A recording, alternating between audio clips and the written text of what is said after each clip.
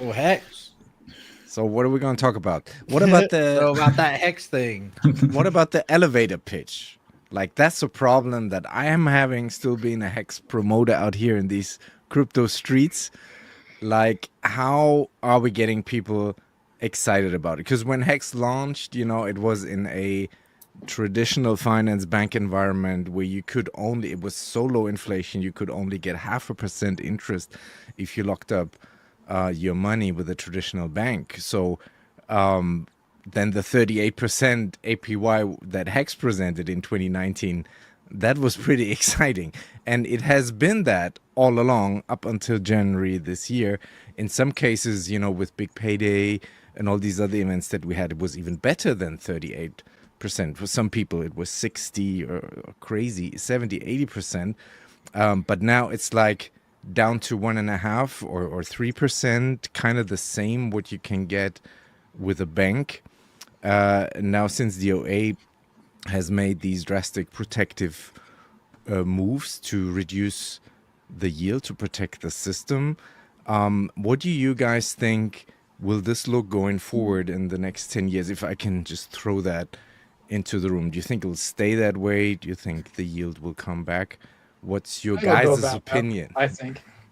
Like the low inflation is a feature, not a bug right now, right? We have low liquidity and low inflation as features as we go into the bull market. My suspicion is when we get to the top of the bull market or start going into a bear market, 5, 6 years from now, the inflation will likely go back up and it will look pretty juicy, and that will be the new feature. So you think that those 15-year OA stakes are going to be exited at some point in time? They will, with the way emergency end stakes work, with half of it going back to the OA anyway, and the OA being the largest staker, it's not it's not that high a risk for the OA to do emergency end stakes, right? So if he decides he wants 15% APR, then that's just a couple clicks away. You can do the math. For What do me, you think about that, XO? well, nobody cares about the APR or APY. Nobody cares. All they care about is green candles. Right? Like literally, Right now, did we get in this? Right. Yeah. And when you see that 95% of it is locked, then it's like, oh, well, that's cool. I like 95% of all of it is gone. And if people start emergency end staking, the OA starts end staking, I guess that'll be where it's at in more payouts for us if you are staked, which most people are not staked. So True.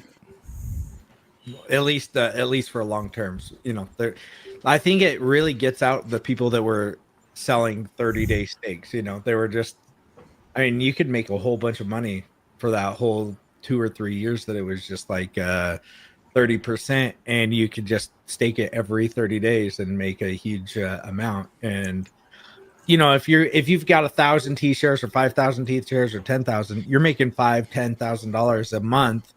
Now we don't have to deal with those people that were just dumping monthly. Does it suck for some of us that we're living off of it? Sure. I wasn't living off of it, but because I'm staked for a long time, but there were people doing it. You could look at the Telegram app that showed that, and it sucked. I mean, $10,000, and let's say 100 people are doing that. That's $1 million a month that we were just a lot of giving sell away pressure. to these guys. Yeah. Hello, sell pressure. Yeah. Hello, guys. Clearly, the OA is trying to curb that behavior. I think that's probably one of the motivations for setting those stakes, for locking it up, which I agree with you looks really attractive to new people. Probably things like exchanges would look at like, okay, 95% locked, and that would be a positive thing.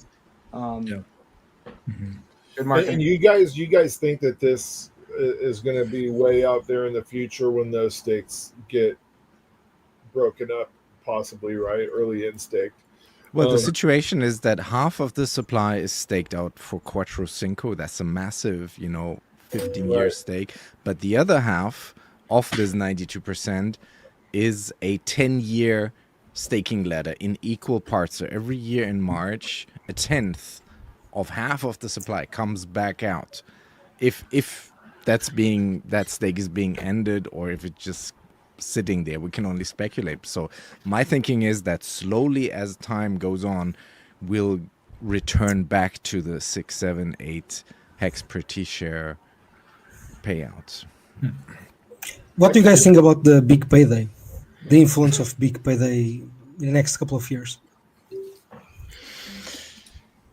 I think mostly people stayed for 5 to 8 years when the Hex first came out, and most of those guys are going to be out here in the next year and a half, and then nobody staked really for 10 years or more. If you look at if you looked at the staking ladders or the staking before, like not a lot of people staked for 10 years. It's like it trailed off at 5 or 6 years. And those people that did stake are going to be paid out massively, obviously. But nobody really staked past 5 or 6 years. So I think that most of those stakes will come due. And who knows how much of those are owned by the OA or Richard or whatever that were staked for longer. I mean, we all have them. But that was kind of, for me even, it was like, dude, 7 or 8 years after that, it's like those were Hail Marys for me. You know, who knew? Especially when we first got in, we all thought we didn't think it was a scam, but we were like, yeah, I'm getting in to make a quick buck. Nobody's here. It's kind of like Bitcoin. Like if you held on to your Bitcoin for 10 years, you're pretty lucky because, I mean, you made a million X. Wouldn't you sell at those 500,000 X, whatever the prices were? So that's why I'm usually like, yeah, it's trailing off at least. And the big payday, I think, obviously they're huge, but I don't think it's just many for people. Conversation purposes, right? Do you guys think, I think contrary to what some believe, that the marketing campaign that Richard Hart's putting together right now is more orchestrated than most people think, right? And it's quite possible maybe that PulseX yield, since this is PulseX conference, right? PulseX yield comes back when those things hit, and maybe some of these stakes hit in stake also when that marketing starts to hit, and there will be several events, not just one. It's not just going to be something that shows up in your mail and Liberty Swap doing whatever they're doing. It's quite possible that multiple things hit all at once, well orchestrated. And I don't think it is a 4 or 5 year thing down the road. I think it is a pretty soon thing, or at least some of it. There's a reason why those things were staked out in chunks, right? Mm-hmm. So they could be exited in chunks and not all at once as well. Yeah, for sure. Don't forget, like when we talk about APRs, like we're always talking about it in a literal sense, but the effective APRs, if the price of Hex pumps for people who stake today, will be way different, right? Like you buy Hex at 5 cents, and when your stake is due, it's worth $5. If you calculate that as APR, it could be tremendous, even if it's only paying 3% right now. A 50x on your 3%. It makes a pretty big difference. You end up with 1,500% instead of 3%. Yeah, and I think we're kind of counting on that, right? Like we kind of need the price to do very well. Like that's kind of why, like a lot of people, they don't mind earning low percentages on Bitcoin, right? In terms of yield, because it's kind of already gone up a lot. It's stabilized in price. If Hex were to do that, I'd totally be cool with the lower APYs. Yeah, it'd be tremendous, but like Hex doesn't need anything, right? Like all it needs is time. The code is the code; it's immutable. So even if the price didn't change at all, if the price went down 10x from what it is today, Hex would still be running. Those 15-year Hex stakes would still be a thing. There could be a $50 Hex, 15 years from now. And the price going down in between would not affect the results of those 15-year stakes. I think, like Hexel just said, sorry, because you said those who held their Bitcoin for 10 years, You know, I think that was still one of the pain points that Richard lived through. Like, he never said this really online, but I think he may have sold a bunch of Bitcoin way too early in the you know, the trajectory of crypto as such. And that was maybe one of the things that helped create and invent HEX with the delayed gratification and kind of saving yourself from yourself, that you're actually not in a position without being penalized to sell your HEX too early. And that's not available for Bitcoin. So I think that is still a valid reason for HEX, no matter what the APR is currently. Well, and I think that a lot of Hexkins got burned because somebody said it in there where the big payday. Remember when when everybody staked? Remember that? Yes. We all staked. So guess what? When the top happened, nobody was even able to sell because we were all staked out. And so we were all like, well, I could sell a little bit, maybe. But most people weren't able to end their stakes at a profit, or they would get, because the big payday was going to take off a lot of your money if you did end up in staking. So I think that a lot of people are skittish on staking anymore. That's why people don't stake. And I think that it's one of the reasons why I think that staking will come back, and it'll come back pretty hard because it'll be like, oh, you guys don't want to stake? Fine. We'll make the APY even more juicier. Because like right now, there's no reason to stake. Everybody's skittish on staking, you know, and when the price goes up, because how I look at it is when the average guy can get $100 and he can stake and he can get 10% or 20% APY on that $100, that is when it's really successful. But I don't think that we're going to get that until the prices are at like dollar amounts for HEX, because you got to have it's just not really feasible. Plus, most people, I mean, if you got $1 million, do you want the guy that has $1 million to stake it for a year and he can make $200,000?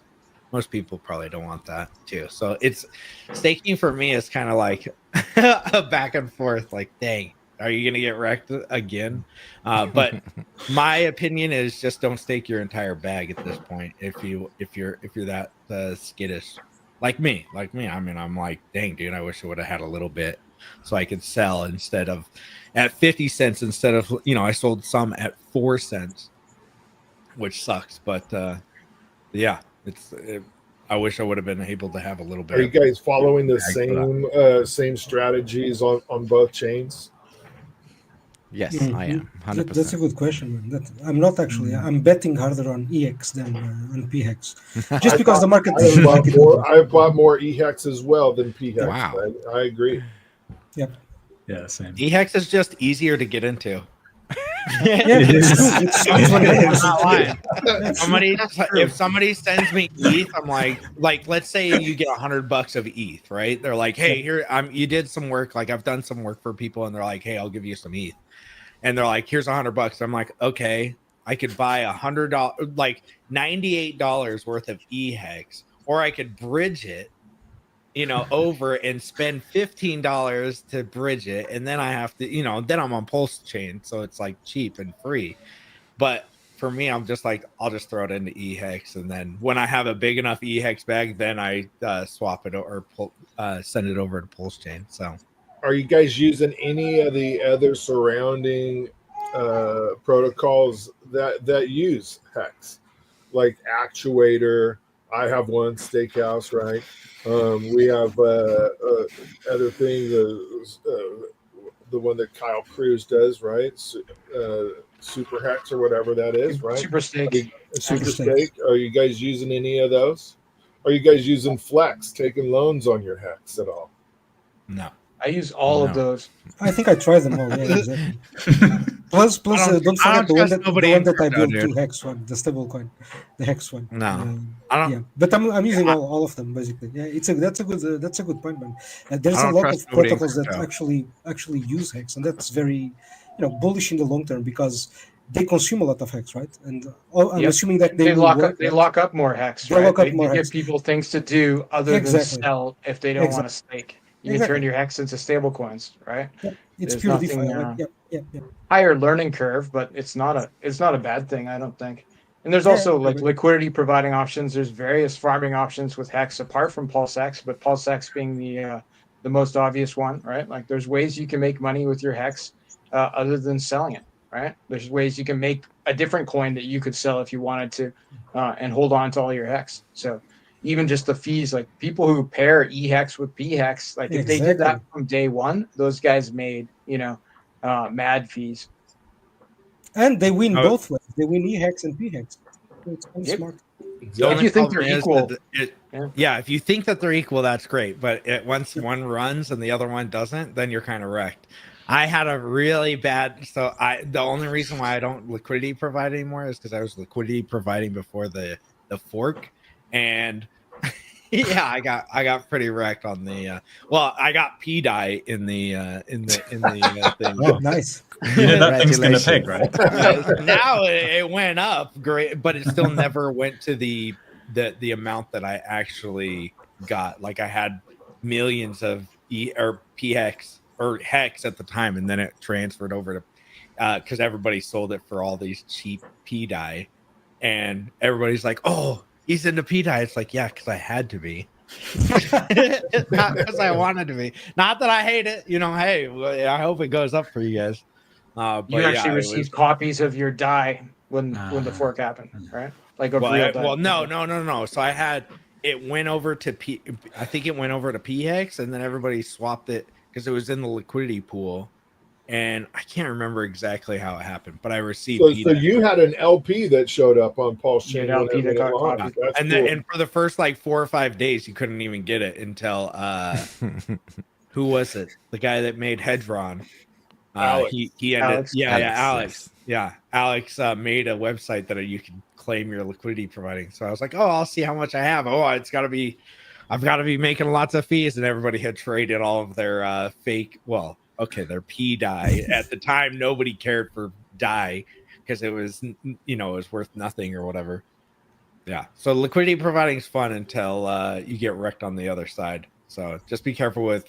When you're, because let's say PHEX explodes and EHEX just stays here, all of your PHEX is going to go into EHEX, and it's not going to be. But wait, but that's a good thing because if you actually remove liquidity at that point, when you have the impermanent loss, that means if the other coin goes up, you already get a bunch of it, right? So it kind of if you like both coins in the pair. Like the mistake with the die copied is, when you're pairing against stable coins, that's where you're going to get the highest impermanent loss. And then you had a copied thing against a effectively worthless token.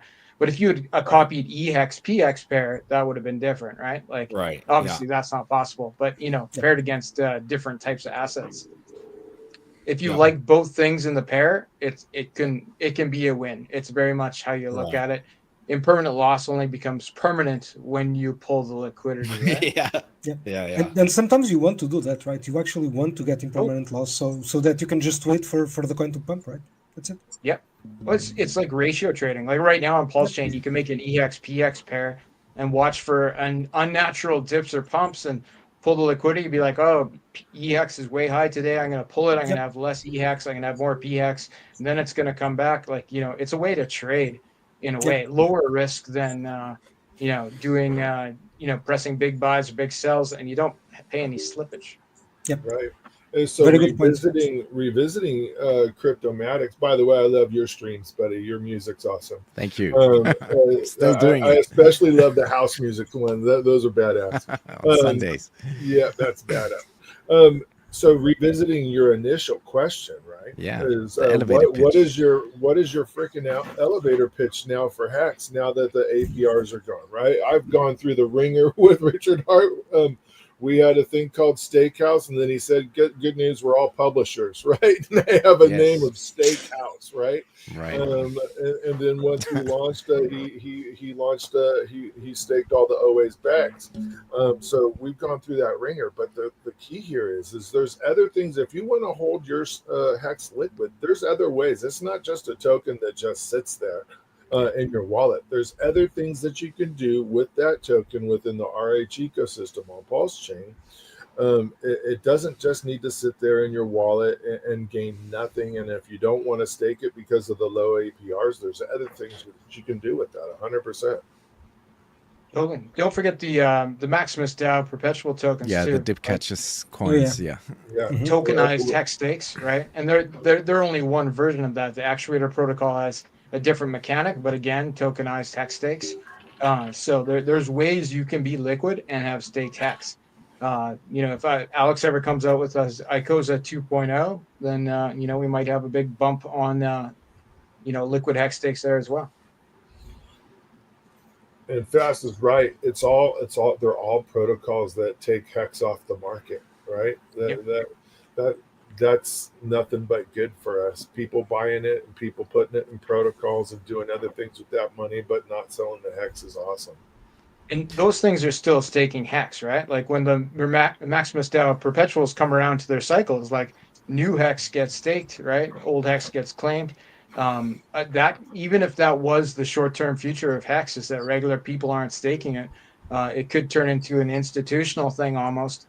Like who would be excited about 15% APR, right? Like I can show you, liquidity farms where you can make 300%, but like banks would be really excited about 15% APR.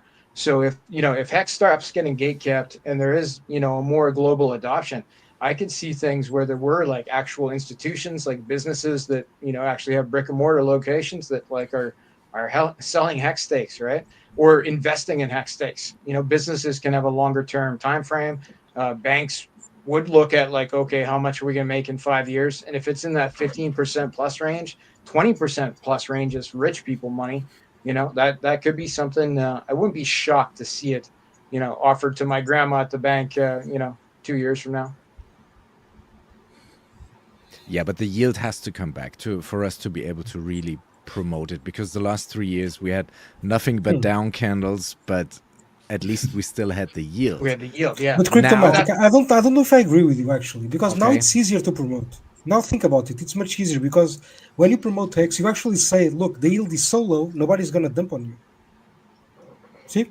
It's much harder now for somebody now to we have no green candles and no yield, so we have nothing really at the moment. Something has to change. You need the green candles. It's on the way. Marketing. It's coming. It's coming. I'm being told 2 more years. I've heard 2 more years. That's all I picked up. So let's go. Let's go. Let's go. Let's go, Max. Body's ready.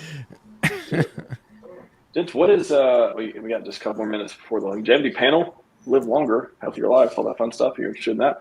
You can be pro-death if you want. Boom! I said it. Boom! Need that T-shirt. No, it's fine. I don't want to rile anyone up on the hex panel. However, hex token went through a lot of stuff lately. Mega marketing push. We love it. 5555. What is it? What do you tell people these days? What is elevator pitch? Somebody mentioned that earlier. What is elevator pitch? I meet somebody on the street. I'm talking to somebody from Solana, whatever. How do you tell them like, boom, hex token? Like, what is your selling point for it? We think price will go up. Like that's what I got right now. Number go up. We think price. I think the OA is betting big on number go up right now. I don't think it was easy for the OA to make that call to stake his X like that, and it's kind of an emergency thing. I think we're betting big on price recovery. Maybe a guy with 100,000 ETH might have a bit of an idea when the price would go up too. I might have made Are you talking about Vitalik? Make that bet.